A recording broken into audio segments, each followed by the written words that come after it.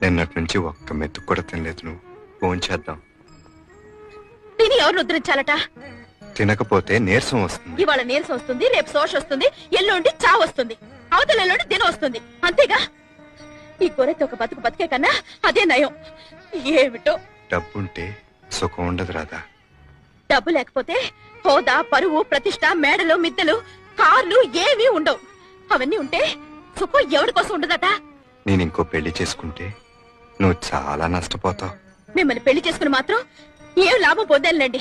రాదా, మళ్ళీ చెప్తున్నాను, డబ్బు జీవితం కాదు. అయితే ఉద్యోగం మానేయండి. జీతం లేకుండా ఎలా బ్రతుకుతాం? డబ్బు జీవితం కాదన్నారుగా మరి. బ్రతకటానికి కావలసినంత కావాలి. ఆ బ్రతికే ఇంకాస్త సుఖంగా గడపడానికి ఎక్కువ డబ్బు కావాలి అంటున్నాను. అయితే డబ్బులోనే సుఖం ఉందంటావు. అంతేగా మరి. డబ్బుంటే సుఖపడతానంటావు. వేరే చెప్పాలా? నన్ను ఇంకో స్త్రీ పంచుకుంటుంది. నాకే నష్టం